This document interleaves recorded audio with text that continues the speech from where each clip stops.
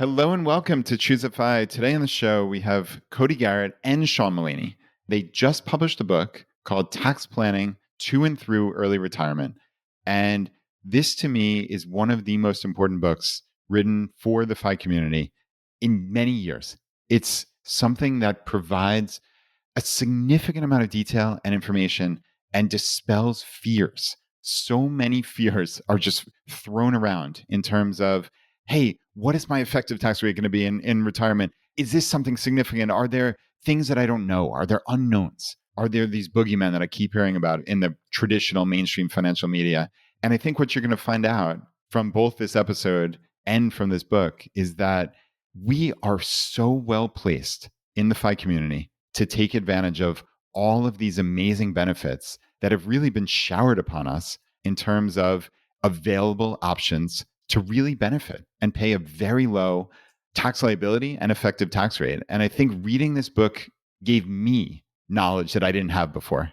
And I've been in the FI community for over a dozen years. And for me to come across multiple things in one source that just really opened my eyes to something remarkable, it just blew me away. I think you, the listener, you, the reader, are going to get some real certainty on this potential fear. I don't know what else to say other than this is a really important episode. This is a really important book. And with that, welcome to ChooseFI.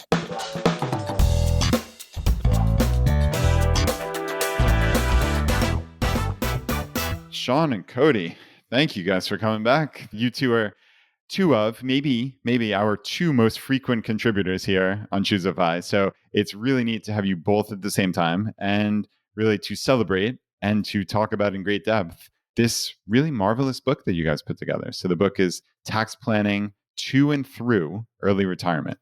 And I've obviously read it. You guys honored me incredibly and asked me to write the foreword for the book. And yeah, it's really something special.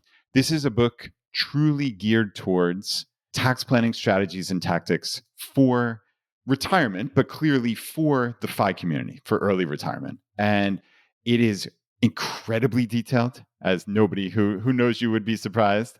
And it really fills a void that I think needed to be filled. But I'd love to hear why you guys created this book. I mean, this was a labor of love. And I know, focus on the word labor, I know how much time you guys spent on this. So Sean, well, first off, welcome back, as always. Thanks for having me, Brad. Yeah, of course. And let's talk about, why does this book exist? So, Brad, I sort of go back to a handful of reasons, right? The first one is we were talking offline before we started recording. You go in the ChooseFI Facebook group, and it feels like 1 out of 4, 1 out of 5, 1 out of 3 questions is essentially a drawdown question. In the world of personal finance, financial independence, there's all sorts of content out there, and the three of us have put plenty of it out there. The one area I think that has not gotten enough, because it is so complicated, is drawdown. And we wanted to take a systematic approach. Wait a minute, what are the guardrails, the favored tactics? How do we approach this? And how do we do that with less fear and more math? So we try to do that in the book. And I will say too, we started planning for this book at the end of 2024, the early part of 2025. And from there, it was pretty obvious that there was going to be a significant tax law change this year. So that had two implications for writing a book like this. First, it meant that folks would be focused on this topic. So it was a good time to, all right, if folks are going to be focused on tax planning for retirement, let's strike while the iron's hot. And two, it was going to provide some new rules that we were going to have to critically analyze and assess from a planning perspective. And this book has rules in it, and there's plenty of rules. We can talk about that. But it's really focused on planning tactics, not so much mastering the rules, although, like I said, there's plenty on that. So for me, those were the two big reasons to write this book now. Cody, why did you want to get involved in this project? Sure. So grateful to be involved.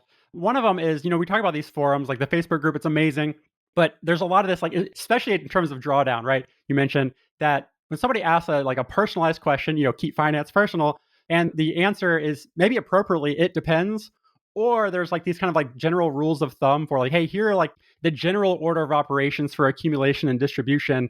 What we decided to do is really provide readers with the knowledge to develop the judgment needed to navigate their own situation, right? So taking generally what we know, the rules, concepts, but also, our expertise and experience in this area, serving DIY investors on the path to and through early retirement, that we really want to go beyond those rules of thumb.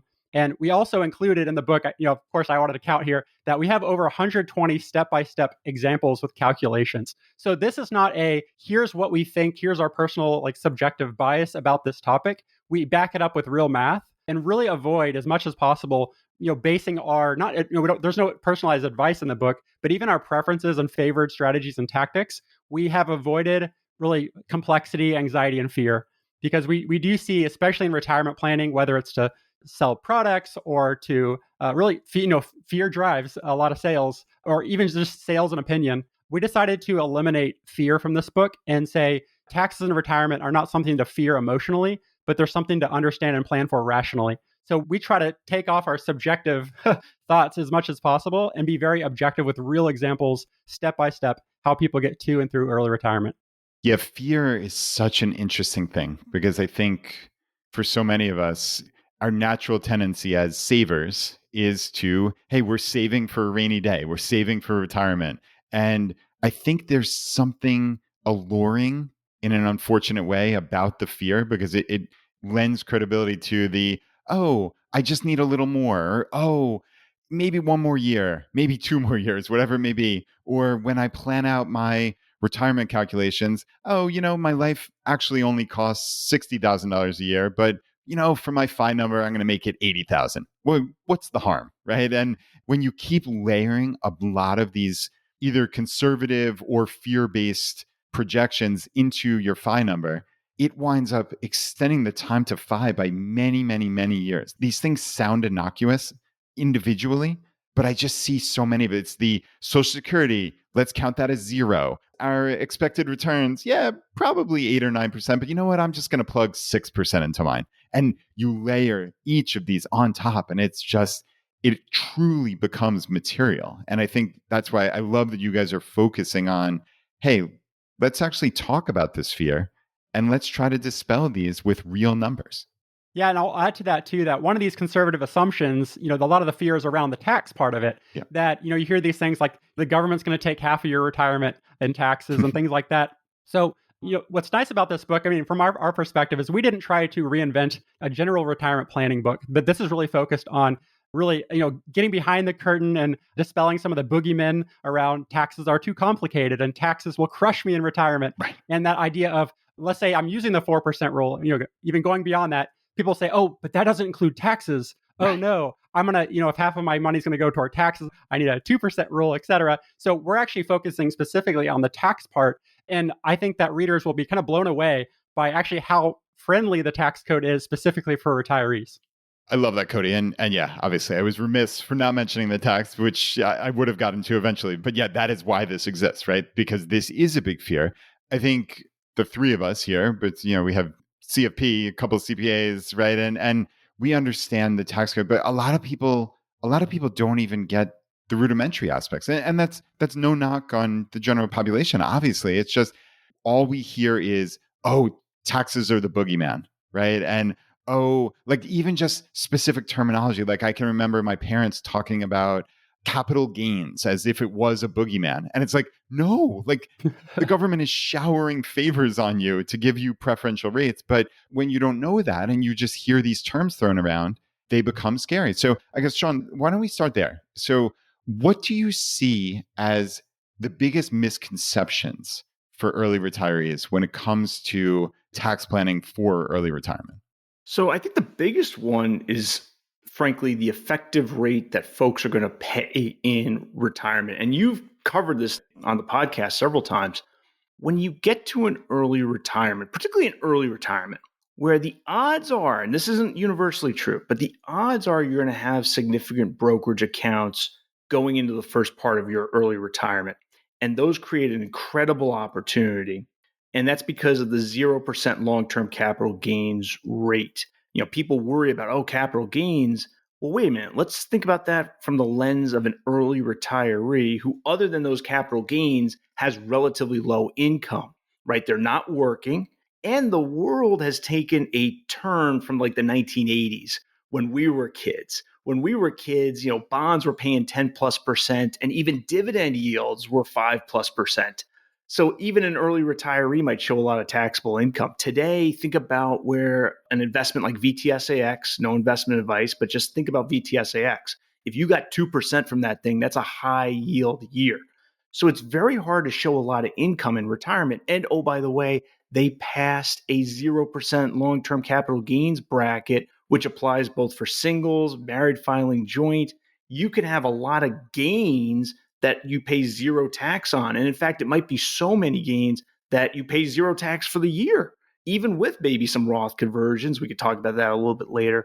People think they're going to get crushed by taxes in early retirement, but the dirty little secret is it's so much better to be living off taxable assets than it is to live off W-2 income, right? W-2 income fills brackets real quick. And oh, by the way, you have FICA tax. Well, you get to early retirement, there's no more FICA tax. And now you go from being in those ordinary tax brackets. And oh, by the way, in December, you get a bonus. Well, that's just income, right? There's nothing you could do. Maybe you could defer a little bit, but that's it. And now in retirement, we get the 0% long-term capital gains bracket. And oh, by the way, we get to get basis recovery. We live off $100,000. That's on our income. It's going to be $100,000 less our basis. So that's the first big misconception that's out there. And we can unpack that a little bit. The second one is just how bad RMDs are. I think we can get that to a little later because that's a little later in the planning. I would say, the first part of early retirement has a big misconception in terms of just how much tax people pay. And then especially the ending with RMDs, which I think probably will make a little more sense later on in the conversation. Yeah, let's really slow down on this biggest fear, this effective tax rate, or just really how much tax people are going to pay. So, Cody, I know we've talked about this in depth on prior episodes, but let's just pretend we never recorded this. And we're just giving a high-level overview of, okay, why can we expect the effective tax rate to be so low for early retirees? I know Sean mentioned in passing a bunch of these things, but there is some complexity, again, for people who don't really understand this, right? Like even just something like basis recovery that Sean said. I mean, that's something that's important. I'd love for you to talk about. The low income, high standard deduction is another one, right? There's a lot of these things. The potential then for additional benefits like the Roth conversion and tax gain harvesting. You can do a lot of these things, but these are all buzzwords to people who are new to FI, and this is a little confusing. So let's really break it down. Yeah, I think kind of the big switch, like the light switch from accumulation to drawdown, is that when you're working and contributing to these investment accounts, let's maybe think about traditional 401k. When you're contributing while you're working, that exclusion deduction from income is taken off the top of your income, right? So we talk about the marginal tax rates, and most people listening might be in like the 12%, 22, 24, 32, those marginal tax rates. And when you contribute to a traditional 401k, that's reducing your gross income and it's cutting it off the top, right? Which is fabulous because you're cutting it from the highest taxed money, what we call your marginal tax rate. And I think what's difficult to understand is that when you're in retirement, you have to start thinking bottom up rather than top down. You're saying, okay, like I'm not starting at the 22, 24, 32. I'm actually starting even below the 10% marginal tax rate at the standard deduction, which is, it even got increased this year in 2025 from the new bill. Single filer, $15,750. And for married filing jointly, right, it's now $31,500. So that's been increased as well. So you have to think about when you retire, that much income is just tax-free federally. And then you start adding ordinary taxable income in the 10%, the 12%, the 22, 24. And in the book, we share that, especially when you get up in the like 22, 24% exclusions while you're working, that it's very difficult, actually. It's almost like you have to try to get an effective average tax rate of 22, 24% in retirement, especially in early retirement where you might not have pension income, you're not claiming Social Security. So we just find that marginal versus effective tax rate conversation needs real math behind it. So we share, again, step-by-step examples of comparing the marginal and effective with the fundamental education, but also kind of going beyond the basics with some more detailed analysis that your readers might want to see. Sean, the marginal tax bracket, I think this really gets to the heart of our graduated income tax system. And a lot of people don't necessarily understand this, right? So it's the marginal dollar, which is usually the next dollar, but you could look at it as the last dollar also. And basically, I think it's important. that people realize, like once you get into the quote unquote next tax bracket, it's not like every prior dollar is then reassessed at this higher tax bracket. I think that's another one of these fears and misconceptions is that, oh man, I'm in that next tax bracket. All my other dollars just got a significantly higher tax rate. And that just simply isn't how it works. I think that's just a really important thing to slow down on. Yeah, let's slow down. Let's put it in the frame. We're starting football season, NFL quarterback. Okay, so you're making $40, $50, $60 million a year. Okay, now you're going to be doing very sophisticated tax planning, but let's just think about the 401k that the Kansas City Chiefs offer their employees, including their quarterback. All right, so Patrick Mahomes puts his $23,500 in there. It's basically excluded from income, the equivalent of a deduction at 37%. Well, okay. What's it going to be like for Patrick Mahomes in retirement? Well, in theory, now look, in practice, he's probably going to have advertising income or some other income, and he's just going to be always at the 37% for most of his income. But maybe he decides this FI thing is the greatest thing since sliced bread after his NFL career. So even a Patrick Mahomes would benefit from taking a tax deduction in his working years because that's 37%. Because what's going to happen is when he starts taking the money from the 401k, he has the progressive tax brackets. And let's just assume he doesn't have advertising or book royalties or anything like that. So in theory, he has access to the standard deduction. He has access to the 10% bracket, 12% bracket, 22%, 24%, 32%, 35%.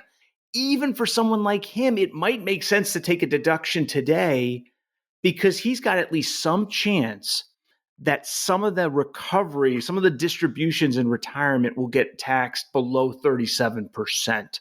And we go through several examples in the book around this phenomenon that when you're making a decision in your working career, it's at the highest bracket, generally speaking. Maybe it would be the highest two brackets because you might be able to get below into the next lowest bracket. So for many of the listeners, that's 24% or 32%.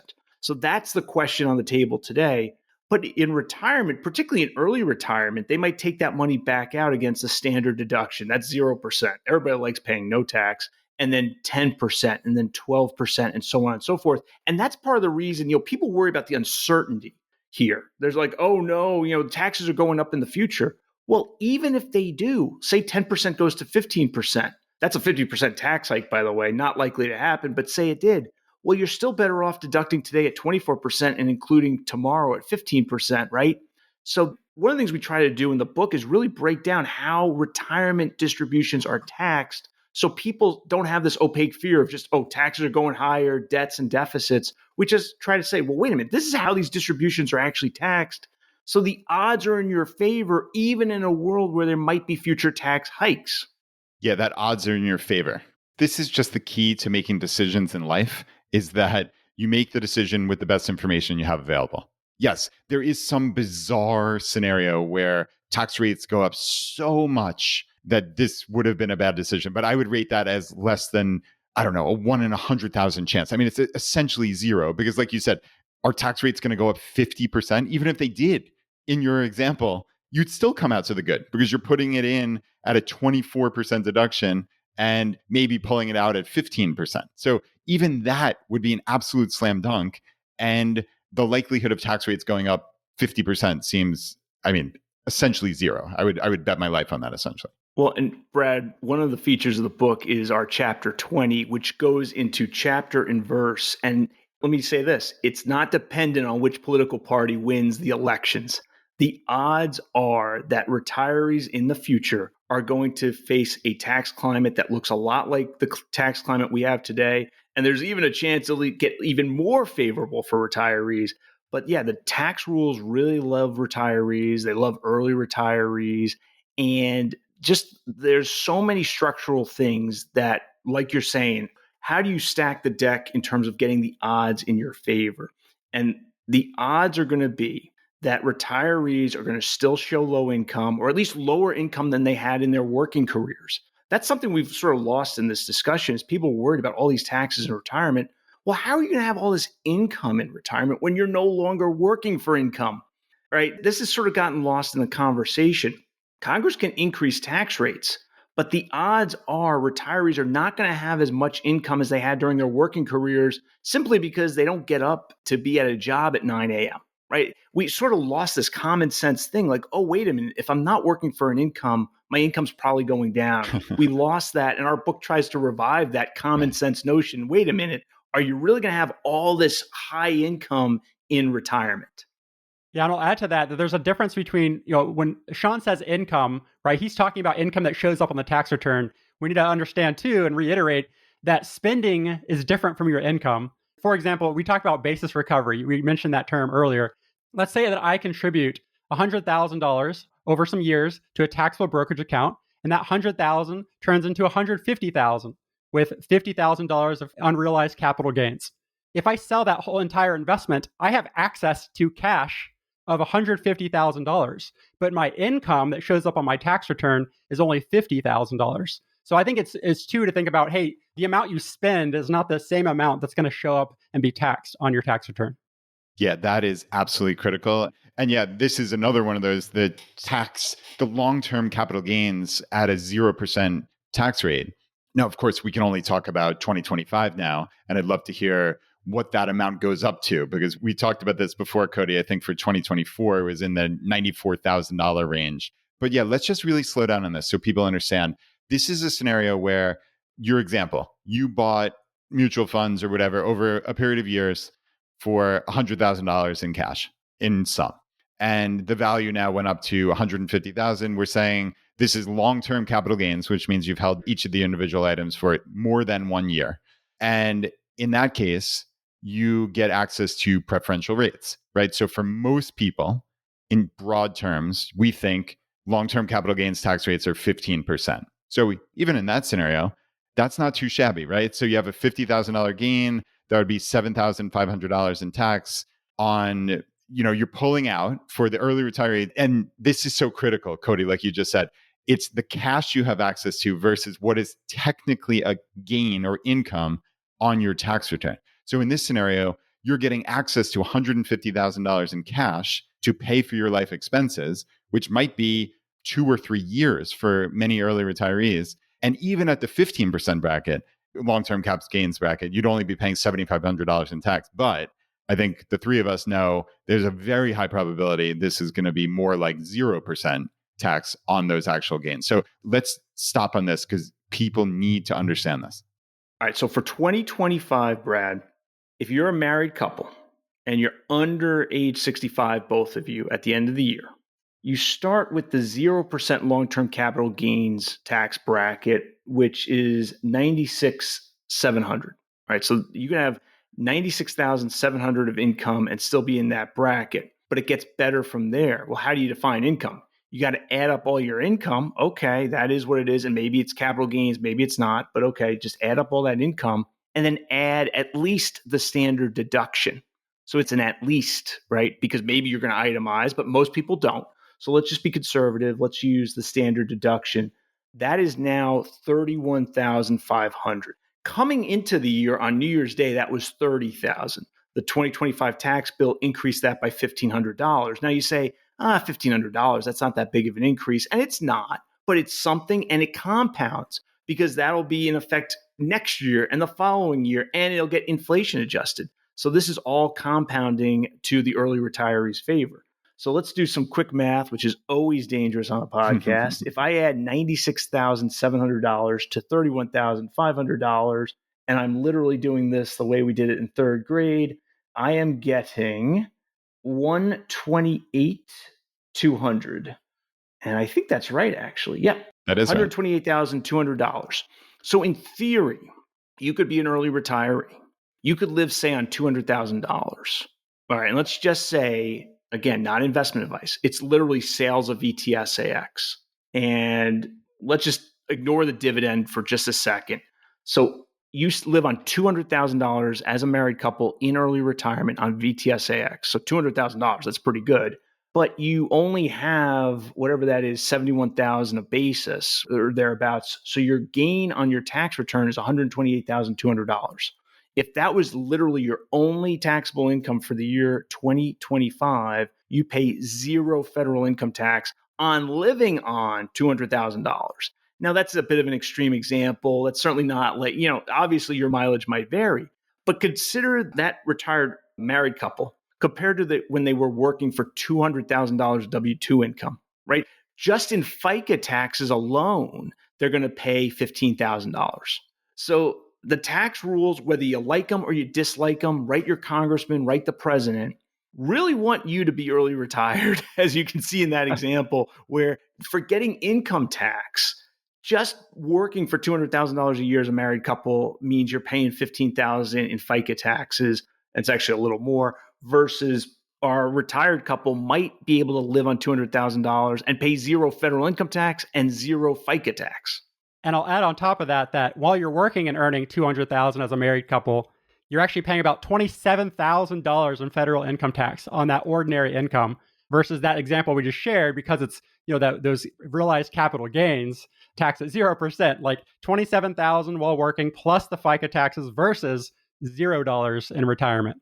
And this gets into, I think, one of the most underreported things about early retirement that people just don't seem to grasp. But it's like once you hear it, you can't unhear it. And okay, Sean just said, and of course, this was an extreme example, right? These people are living off of $200,000. That means their expenses are $200,000. But then he shifted and said in their earning years, they were earning $200,000. Well, these are obviously two totally separate things. And of course, Sean knows that. He was setting up a crazy example.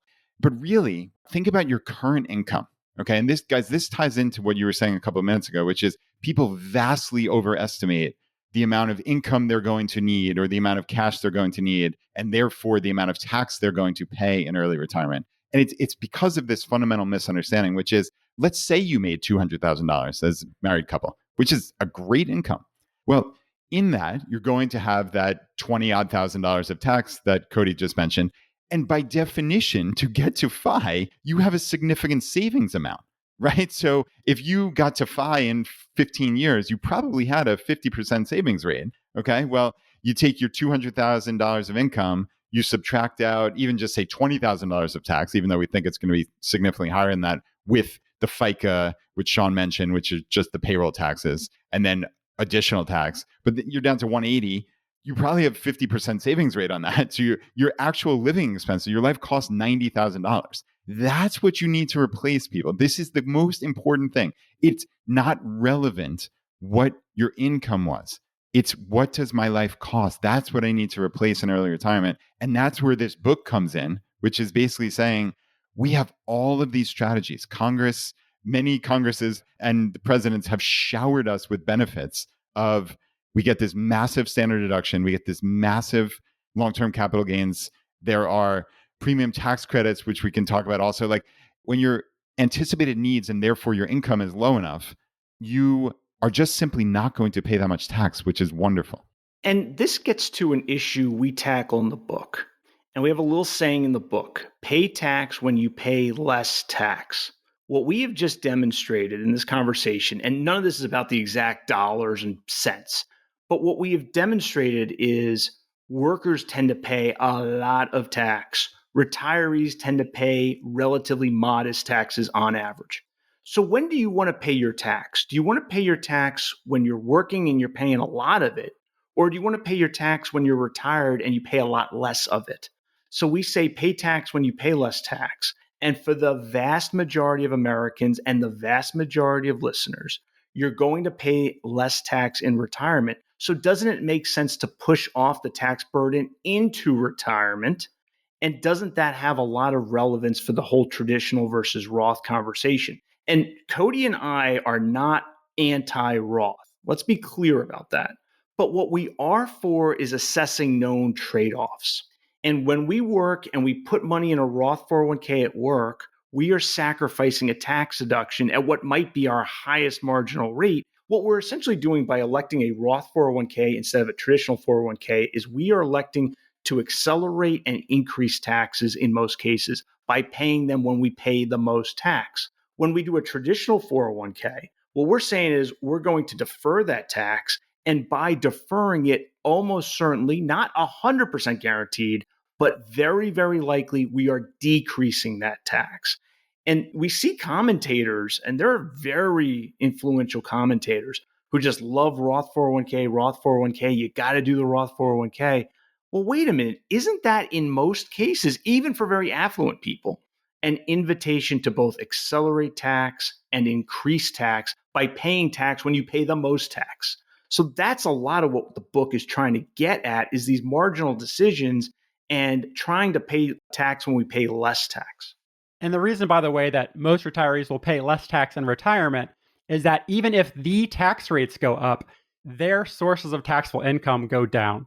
So I think the focus on the Roth versus traditional, again, that ongoing kind of debate about Roth versus traditional has been focused on the tax rates rather than focusing on your future sources of taxable income, which is certainly something that requires those step-by-step calculations. And one thing I'll add to this is you might be saying, well, I might not retire early. I might retire later. I might retire once a pension starts. I might retire after Social Security, et cetera. And one thing that we could make sure to cover in the book is that we call these the 5 phases of retirement, if we want to go into more detail here. But there are unique strategies and tactics in each of those phases. There are both challenges, but also opportunities in each of those phases that we certainly want to talk about, because we know that every listener, every reader is going to be in a different path to and through early retirement. And we didn't want to just focus on like one situation throughout the book. Yeah, I love those 5 phases, and I would like to dive into those here in a minute. But let's just take one more second and just be explicitly clear, right? So we're talking about the potential option for Roth versus traditional accounts. And as Sean has said repeatedly, there's nothing in this episode that is investment advice or financial advice to you specifically. The 3 of us are just talking here, obviously. But how I've always looked at this, and again, to be clear, Sean, you have always been a massive proponent of the Roth. I know we've had you on, and you've helped open my eyes to some things like, hey, when you put money into a Roth, when you contribute to a Roth, you can pull that contribution out tax and penalty free at any time. That was really, I knew it in the back of my mind, but that was a revelation in terms of, okay, if you're having money parked somewhere and you have the option to put into a Roth and it's either a 0 or 1 in essence, there's no reason not to put it in a Roth in that account. Absent everything else, we're not talking about any other circumstance. I'm just saying, if you had the option and your question is, oh, but I don't want it tied up. It's not tied up. You can pull those out tax and penalty free at any time. So Sean, you're bona fides in terms of you're a Roth fan. But what we've always said here, and I think what you guys are talking about in the book very explicitly with numbers and examples, is I've always called it control what you can control, which is I know what my marginal tax bracket is now on these contributions. And I think there is a very high probability, if I was a betting person, which I think is how you have to look at these type of scenarios, if I was a betting person, there is a very high probability that I personally will be able to pull this money out at a lower tax rate. Just hard stop, end of story. So therefore, I try to max out my traditional accounts, anything that gives me a tax deduction in the current year now, because that I can control. And I think because I follow the path to FI and my life doesn't cost that much in the cosmic scheme of things, and the government showers these benefits on me, I think there's a very reasonable chance I'm going to pay $0 in federal tax in my particular situation. Now, if I have to pay a couple grand, if I have to pay a 10% effective tax rate, am I going to cry about it? No, of course not. I'm still winning by miles. So that, guys, is how I look at this. I know that's kind of like an encapsulation of, I think I'm looking at myself as a reader of your book and saying like, okay, this is helping me get clarity on this. And I think that's really, really important. And I think people can read this book and look at their own situation and say, oh, I think I will fit into that. That is clear to me now. And I want to add there that I think a lot of this comes from this urgency of my only opportunity is to do Roth right now or never. You're going, I love Roth, and the only opportunity is to choose it now or never. And I think that this book certainly, or just this conversation as well, helps us slow down and understand it's not now or never with Roth. It's now, later, or never. And a lot of our book actually focuses on, hey, like maybe not Roth up front through your workplace plan, but maybe Roth later, again, when your income tax profile is much, much lower. And I know Sean even talks about maybe even doing some, what he calls the hidden Roth IRA distributions or Roth conversions, maybe even paying 0% tax on those conversions, not now, but later. Yeah, and taking some commentators' arguments on Roth 401ks to their extreme, if the only thing someone ever did at work was a Roth 401k, which is a theoretical possibility today, you get to retirement, whether it's early or conventional, and the one option not on the table is Roth conversions. So sometimes you'll see some of these commentators, they're all for Roth conversions, but then they're also all for Roth 401k contributions at work. And it's like, well, wait a minute. If you only do Roth 401k contributions at work, you can never do a tax advantage Roth conversion. So look, I'm not here to say that a Roth 401k can never make sense, but boy, traditional 401ks have a lot of advantages. One of them is a potential low or no tax Roth conversion in the early to mid part of one's retirement. Well, let's talk about that, Sean. So give some detail on how that might work for somebody. And I assume this is the intersection of the significant standard deduction and lower income needs, maybe some living off either taxable brokerage or cash accounts or long-term cap gains. But why don't you paint the picture of how that would work specifically for someone? Yeah, so let me paint you the picture of what in the book we call the golden years. So this is the 66th through 69th birthday years. And if you have a married couple that both are in that range, boy, you can do some really good tax planning. So say that couple is retired and they're still living off taxable brokerage accounts.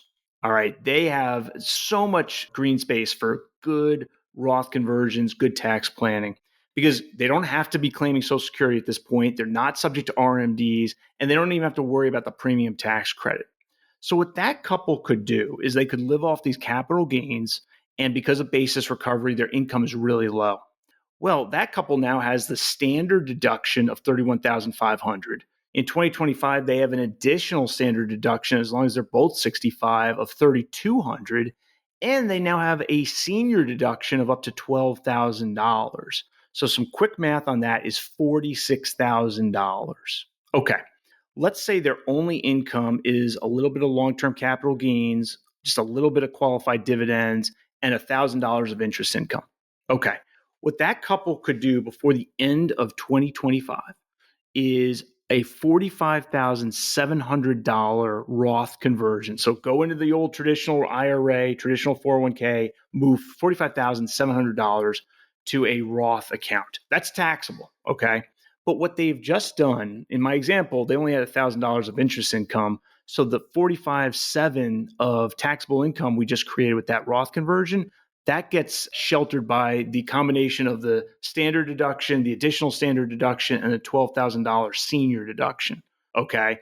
And the capital gain is likely, not guaranteed, you got to measure twice on this, but you can see that the capital gain might not get to the top of that $96,700. So that would be a $45,700 tax-free Roth conversion. In the book, we call that a tailored taxable Roth conversion, or a TTRC. And the idea there is that's free money.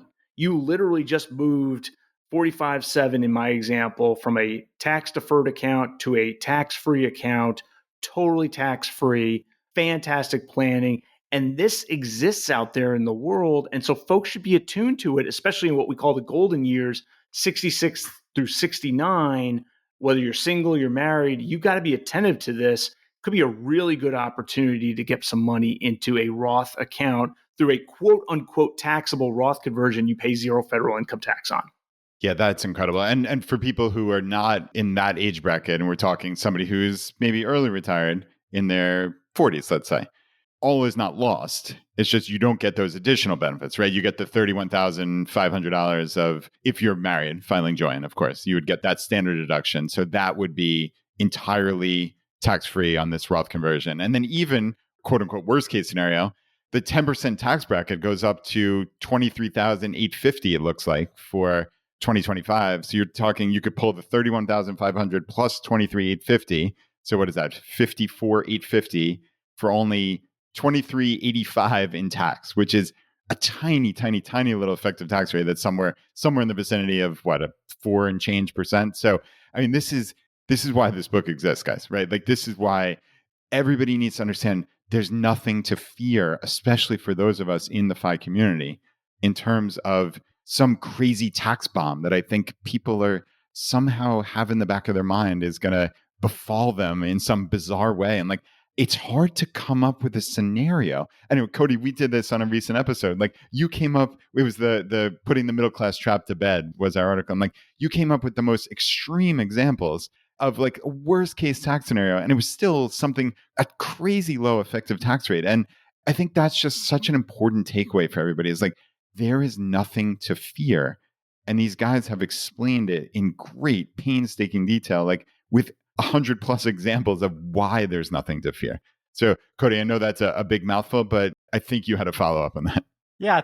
And what Sean described earlier, those golden years, that's what we call phase 2 of the 5 phases. And a lot of you might say, well, I mean, what do I do before that? So if I do retire early before before Medicare, I know a big consideration, certainly Sean mentioned the premium tax credits, right? Those health insurance subsidies, if you're covered through the ACA, there's some changes coming, but also some opportunities coming. So if you'd like, Brad, you want to talk through some of those phase 1 opportunities? Yeah, let's do it. Sure. So maybe we can hand these back and forth between me and Sean here. So phase 1 is that early retirement, and we call early retirement really any time before Medicare eligibility. So that'd be anybody retiring before 65. And we actually found some crazy stat out there that said about 70% of retirees retire before age 65, which kind of mind blowing. So we thought this book would be for like a niche community. I'm like, oh wait, this book might be appropriate for 70+% of Americans retiring before 65. So we talk about this order of operations for accumulation, right? You hear about this all the time in terms of when you're working, what should you contribute to? Maybe you should, get the employer match, right? Through your 401k, at least contribute enough to get the match. Maybe you do HSA contributions, maybe you do Roth IRA, backdoor, et cetera. But we don't talk much about, again, the drawdown. You can actually create a distribution order of operations, right? So Sean and I have laid out what, again, not advice for you, but kind of our favorite or preferred approaches for that order of operations for the early retiree, starting in phase 1. And a lot of people in phase 1, they might have money in a checking account, savings account, taxable brokerage, maybe a traditional IRA, maybe a Roth IRA, HSA. But for the most part, again, kind of across these phases, it's almost like, how can we reduce the amount of ordinary income? One of our lessons of the book is actually keep ordinary income low in retirement. So, how would you do that? How would you retire early and keep ordinary income low? The first thing is to say, how can I live off of money without any income, ordinary or capital gains? And that might be simply living off of checking accounts, savings accounts. And then you go, what's the next step after that without ordinary income? It's maybe selling some appreciated securities, maybe selling some of that VTSAX we keep coming back to, right? With that basis recovery that we mentioned, that you're not taxed on what you sell, you're taxed on what the realized capital gain was, the difference between the amount you bought it for and the amount you sold it for. So checking, savings, taxable brokerage, you might actually have enough money right there to live on that you actually don't need any more. And again, you could have a very, very low tax rate. We also talk about it's really important in phase 1 before Medicare, if you are covered by the ACA, the health insurance coverage, that that premium tax credit eligibility is based on your modified adjusted gross income. And for simplicity today, we can just say your total sources of gross income, or some people call it taxable income. But your goal is to control income and keep your investment earnings low, right? Also keep really all income sources as low as possible, but without going too low. And maybe Sean, I'll let you take over for this. Like, there's this idea that you actually want gross income in early retirement if you're covered by the ACA. That's right, Cody. So there's an issue about qualifying for a so-called premium tax credit, which is a big subsidy against your ACA insurance premiums. If you don't have sufficient income based on the way the rules are written, you don't get one of these things. So it could be a disaster to show very low income. Well, what's the easiest way to show at least this modicum of income? Generally speaking, at least 100 to 138% of the federal poverty level for your household size. The easiest way to just quickly turn that on in early retirement is to do a Roth conversion. That way you get to the requisite threshold in your state just to make sure you turn this thing on, and great. You just did a tax-free Roth conversion, and oh, by the way, you now qualify for thousands of dollars of premium tax credits. And Brad, this is actually, though, an area where we need to be at least somewhat conservative, because people love these Roth conversions. And in fact, sometimes you'll see online, oh, I need to do a Roth conversion, which I generally disagree with that. It can be beneficial, but it's rarely a need. Although if we're going to lose out on thousands of dollars of a premium tax credit, we can go ahead and call it a need. But sometimes people say, well, I know I need to be doing big Roth conversions early in retirement. And I generally say probably not. But one of the things to consider in the first part of retirement with Roth conversions is you're essentially subject to 2 levels of tax at that time if you're on an ACA plan, because you're subject to the federal income tax. Okay, we always know that. But you're now also subject to a reduction in the premium tax credit based on having more income. And that could be anywhere. I mean, it could be 2%. It could be, into the teens in terms of a percentage reduction in terms of the effective tax rate on that, even though it's not really a tax, but it behaves like a tax. So we have to plan for it like a tax.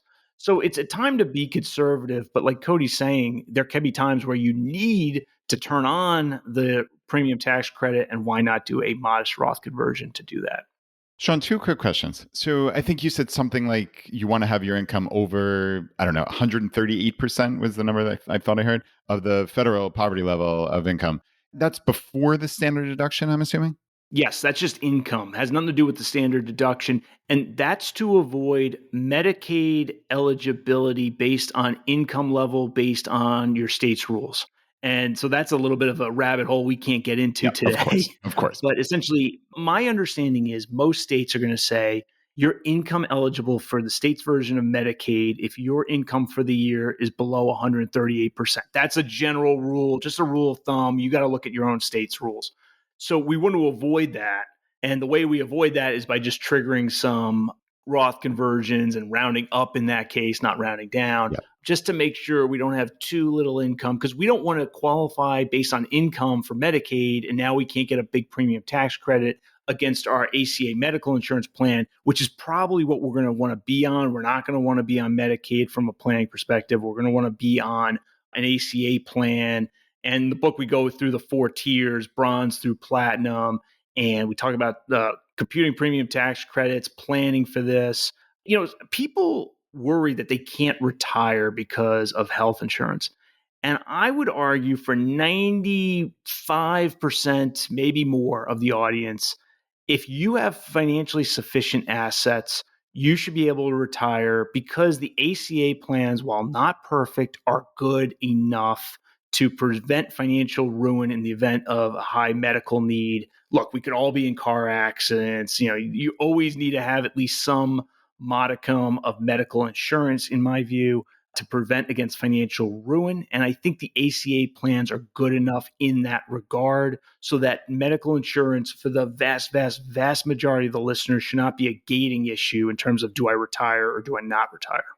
And I'll add there that there's this concept in 2026, or starting in 2026, that bronze is gold, as Sean calls it, that a lot of people say, well, there's been this big issue actually in 2025, really, that there's fewer and fewer plans that are HSA eligible high deductible health plans, those ADHPs. And one great thing, even though there's a subsidy cliff that's coming back in 2026, and I will say there's a lot of fear thrown around that the premium tax credit's going away. That's one of those like, oh, just go a little bit further in the education to understand what's really going on here. The subsidy cliff is coming back if your income falls above the 400% federal poverty level. But one thing that is happening positively as an opportunity is that starting in 2026, all of the bronze plans through the ACA are going to be HSA eligible high deductible health plans. And keep in mind too that we've been talking about this income level, that you have to keep your income a certain level, but not too high, not too low, the Goldilocks just right. One thing about these HSA eligible plans is that HSA contributions, one, do not require earned income. So even if you're retired and not earning income, you can still contribute. So it's not like an IRA with earned income requirements. But two, your HSA contributions actually reduce your modified adjusted gross income. So again, you can pair these things together for incredible opportunities. Yes, even though the subsidy cliff is returning, you might have an opportunity to control your sources of gross income and maybe even have an HSA eligible plan if that's right for you.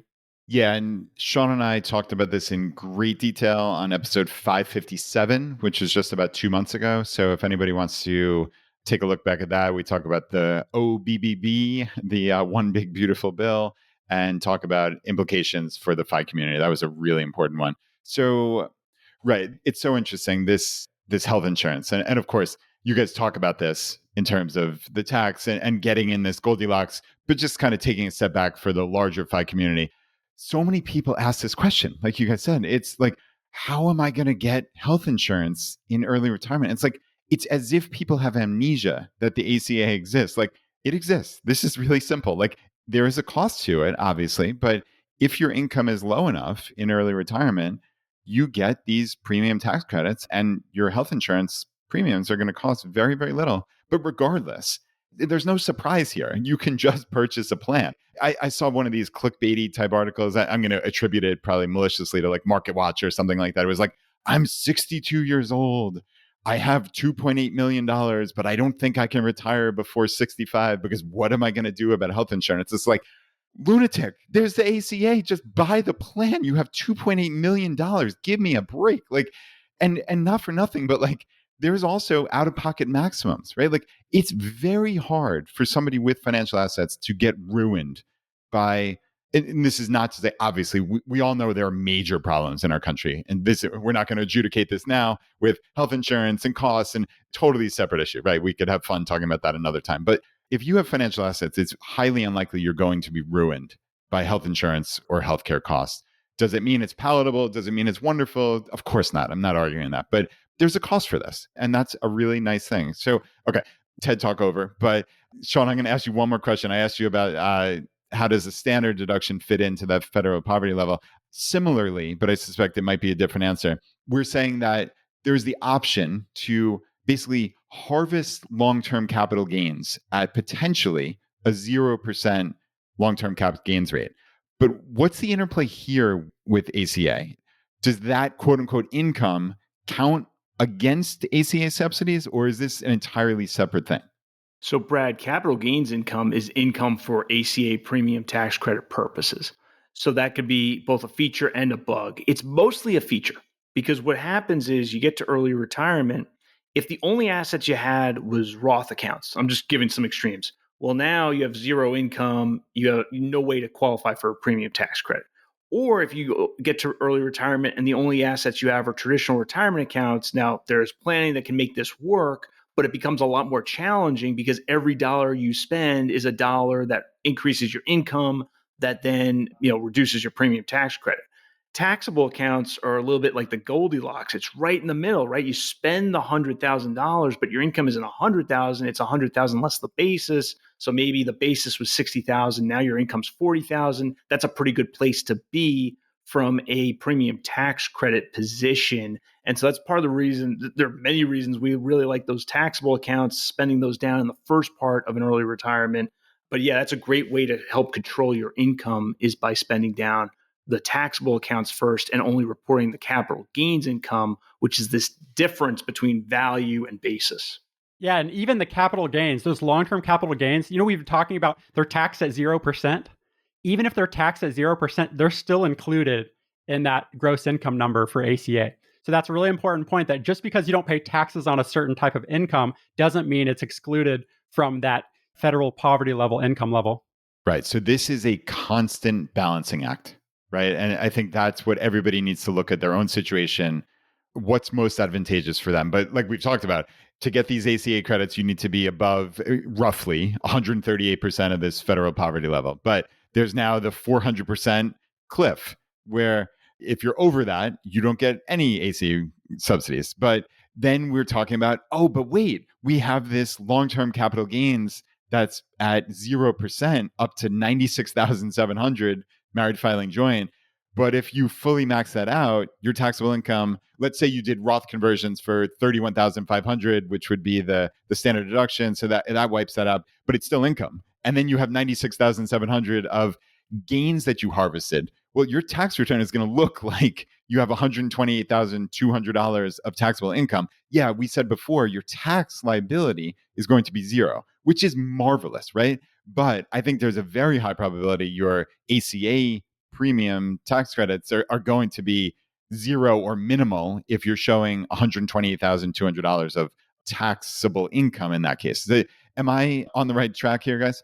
Yeah, I'd say you are, Brad. I think people worry about, do I do Roth conversions or do I optimize for premium tax credit? And I think if you read through our book, and you agree with our logic and our reasoning and conclusions, you're probably going to say, you know what? I'm going to optimize for premium tax credit. I think that's where most people would land because they're going to say, well, wait a minute, the golden years are coming up. So I could probably do some Roth conversions then. And they're going to find that the taxation of RMDs isn't as bad as people have been made to believe it is. So they're going to say, I'm going to take the bird in the hand today. And I'm going to optimize on premium tax credit. So, I think that is a tension we see in the community sometimes is like, I got to get a premium tax credit, but I know I got to do Roth conversions. It's like, well, wait a minute, slow down. Premium tax credit matters. Roth conversions can be beneficial, but the odds are you probably don't need to do them. And if it's going to really reduce or eliminate a premium tax credit, that's a good indication, oh, maybe the Roth conversion doesn't make a whole lot of sense this year. And to tag on to that, should I do Roth conversions or tax gain harvesting? Which one should I prioritize? You need to keep in mind that diversification is more important than tax optimization. I will say that if your only investment is in an individual company, right, I would prioritize diversification and doing some tax harvesting or realizing those capital gains over doing some of these optimized strategies and tactics. But as Sean's mentioning, if you have some optionality, you're already well diversified across, we have our preferences, right? I would say that typically you're focused on the PTC, the premium tax credit. And if you need to fill up at least to get to that 138, you're most likely going to try to do that with Roth conversions because that's ordinary income. And also, again, everybody likes a tax-free Roth conversion.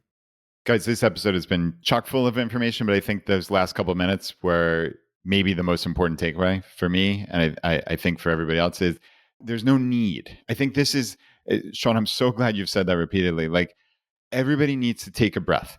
Yes, all of these things exist. And again, as people in the FI community, we have been showered with benefits, right? The tax code is so advantageous to us. But just because it exists doesn't mean you have to take advantage of it in its fullest every single year, just in a vacuum. There are other considerations. And I think that's what these guys did such a marvelous job explaining. And this is another cool thing that again was not altogether obvious to me, is because you have this diversification and because maybe your life is not going to cost as much, and we have so many different options before Medicare kicks in and we can get health insurance that way, maybe we should prioritize premium tax credits before then. And we don't have to go all out on Roth conversions and long-term cap gains. There's going to be plenty of time to do that. So I know there's that allure, there's that pull for us to like, oh, but I can do this. I can get $128,000 and change. Like, this is so great. It is great. Let's be clear. But you have to look at what's the best for you in totality across a 30 to 50 year retirement potentially. And I think, guys, that is something you've opened my eyes to here of, okay, it's not a race, right? Like, we can take a breath and we can say, there's a time and a place. There are seasons for these things. And I think where you allocate your time and energy in terms of this planning can and will change across those seasons of life and these phases, as you're calling it, the 5 phases. That's right. I also mentioned that chapter 29 of the book is called Return on Hassle. That a lot of time we learn all these tactics. We call them tactics in the book. We have we share the tactics that we know and love, but we also have a chapter called Return on Hassle. And we actually mention, over a dozen tactics for optimization that might not be worth the hassle. We call this the Return on Hassle, ROH here, that you think about the time, the energy, and attention that's required to optimize every little thing, which most times optimization is really a form of procrastination, which is really pushing an avoided fear into the future. So we do mention, even though we have 100 plus examples, step-by-step calculations, we also have an important chapter on return on hassle saying, hey, you don't have to do every form of optimization to make it to and through early retirement successfully. Okay, guys, this has been absolutely awesome. I know there's so much in the book. We could spend dozens of hours talking about this here, but I think we've both given a significant amount of value to the listener listening to this episode today, and also maybe given them a little appetite to go out and buy this book. And I think it's a really, really important book. Obviously, the 5 phases of retirement, we can't go through all of them, but I think we touched on phase 1 and 2, which phase 1 is what the vast majority of us are in right now, retirement through age 65, or really many of us are pre-retirement, clearly. But the one thing we did mention in passing that I wanted to double back to before we close the episode out is RMDs. We mentioned that very, very much in passing. Sean, you said we'd come back to it. I love to close these loops, so let's close it. Yeah, so Brad, I think there are going to be some listeners in the audience today saying, hey, I'm hearing the points about maybe traditional 401ks during my high working years and maybe being a little conservative with my Roth conversions in the early part of my retirement. But doesn't that leave me as a sitting duck? Doesn't that leave me in a place where RMDs are just going to crush me in my 70s, 80s, 90s, right? That's the fear, and it's this inchoate. Few people ever put numbers to it, but it's like, oh no, these RMDs are going to crush me. Well, have the rules on RMDs changed, say, in the last decade? Think about, Brad, you and Jonathan recording the first few episodes of ChooseFI. I believe that might have been December of 2016, Yeah, January of 2017, right? exactly right. Good memory. Back then, if you went to any personal finance source, any FI source, they're going to tell you, oh, these RMDs, they're really bad, right? There was no debate back then. RMDs bad. Okay. Well, has anything happened between Brad and Jonathan recording episode 1 and us recording episode 600 or whatever this is today? All right. 3 major developments have occurred since then. The first one is the tax rates significantly cut, standard deduction significantly increased. TCJA now made permanent by the One Big Beautiful Bill. And so that significantly reduces the taxes on RMDs. So that's one development. Okay, fine. Second development, RMDs are done based on a table factor, which is a life expectancy we talk about in the book. It's going to be a little boring for the show today. But what happened is in 2022, all those life expectancies increased. The IRS and Treasury issued new regulations. And so that had the effect of lowering the annual amount of the RMD. Okay, so that's another development. Big change, but okay. Third development, politicians of both parties got together at 2 different points and said, you know what we're going to do? You know how these RMDs start at 70 and a half? Nah, forget that. We're going to make it 72. So that's 1 or 2 RMDs taken off the table. And then in 2022, they said, nah, forget that. If you're born in 1960 or later, meaning everybody thinking about an early retirement today, we're going to start RMDs at age 75. So in the 8 years since Brad and Jonathan started ChooseFI, tax rates on RMDs have gone down. Standard deduction has gone up significantly. So those two reduce taxes on RMDs. The factors have increased, reducing the amount of RMDs. And, oh, by the way, those first 4 or 5 RMDs you're supposed to have distributed out and pay taxes on, we canceled those. Those happen to be the RMDs that are most likely to happen by definition. So essentially, the world on RMDs has radically changed since Brad and Jonathan started the podcast. Yet few commentators have reassessed RMDs. And in the book, we have a whole chapter literally reassessing RMDs. And our conclusion is essentially this. RMDs are rarely harmful from a lived experience perspective and from a financial success perspective. Sometimes, if you're very, very, very successful, RMDs will create what we call negative tax arbitrage. It will be a bad outcome in the context of a very, very successful financial person, a rich elderly person. But essentially, if you're only moderately rich or less successful, RMDs are probably going to be later taxed than that rate you got on the way in, to go back to the beginning of the show. And if you aren't convinced that RMDs are more of a nuisance than it's something to fear, I'll also add that qualified charitable distributions, which is a way to give money directly to charity with your IRAs, traditional IRAs in retirement, those QCDs, they originally said, hey, those are going to start at age 70 and a half. They haven't increased that age as they've increased the RMD ages. So, the charitable giving has been even more preferable, including those with RMDs, so they can include a portion or all of their RMDs in their qualified charitable distributions. And also, I think it's really important in the book, we also cover a lot of these fears around nuisance taxes like IRMA, which is like the Medicare surcharges, which, based on my analysis, will never exceed 3% of a household's income. It's like, oh, that's not that bad. And then also, we talk about the widow tax trap. There's a lot of fear, certainly in the more traditional side of retirement, that if there's a surviving spouse, suddenly they don't get as much of a standard deduction and they get the compressed tax rate. So we also cover, again, it's a serious planning topic, but it's seriously not something to fear. I mean, again, I can go talk about these tactics all day long. There's 38 chapters plus the intro, but I'm just really glad to be here to really provide education to your listeners. Yeah, no, I greatly appreciate it, guys. And yeah, just kind of my last word on the RMD is yeah, I mean, they're more of seemingly like a nuisance to me than anything, just because I don't really want to be required to take anything out of my accounts. I want to do it on my own volition, but is it really that big of a deal? No, it's really not. Like, it's not like there's anything special about the way this is taxed. It's taxable income. I need money to live off of. And okay, I have to take some certain amount as a required minimum distribution. And that's just the deal. And if by some freak chance that RMD is higher than the amount of money that I need to live on that year, well, it's not like something terrible happens. It's not like the money gets confiscated or something crazy. I put that money in my taxable brokerage and I move on with my life. This is one of those things that it sounds a lot worse. It sounds like a boogeyman, but really when you dive into it, it's like, okay, this is at best an annoyance just because you have to remember to do it and et cetera, but it's not that big a deal. So yeah, I'm glad we slowed down on that for sure. So gentlemen, the book is fantastic. It's absolutely fantastic. So tax planning to and through early retirement. Like I said, the day this publishes, the book comes out officially the following day. So September 23rd, 2025. Where can people find it? Where do you want people to go? Give me some more information. Well, Brad, yeah, thanks so much for having us on. It's going to be available Amazon and Barnes & Noble online. My experience is most people are getting their books on Amazon today. So if you look up on Amazon, tax planning to and through early retirement, it'll certainly pop up.